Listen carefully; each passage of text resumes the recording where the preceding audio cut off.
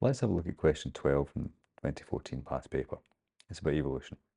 So it's kind of a diagram where time's moving from left to right. You've got the initial population who are sort of six-sided shape and coloured in on the left.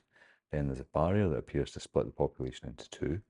You get mutation on either side. So on one side they go white and the other side they go triangular.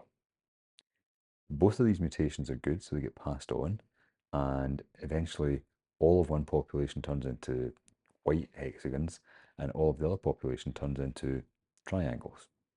Eventually the barrier disappears, the populations go back together, but because they've changed so much, they are now separate species. And there are 4 points up for grabs if you can describe what's going on here. So let's see what they were going to accept.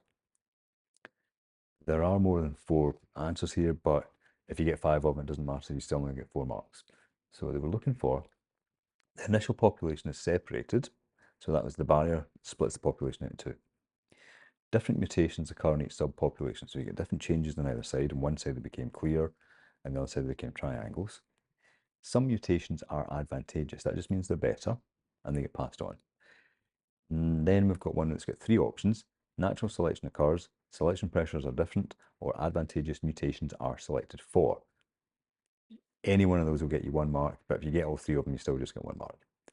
Then subpopulations are no longer able to interbreed to produce fertile offspring, so that means there's different species. So that was how you get 4 marks for the first bit. Next one, part B. So on to the next page.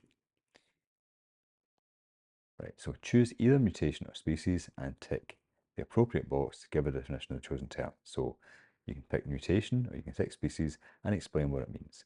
And the definitions that we're looking for would be: mutation is a random change to a genetic material, chromosome structure, or number or bases in DNA. You don't need the random in, that's why it's in brackets.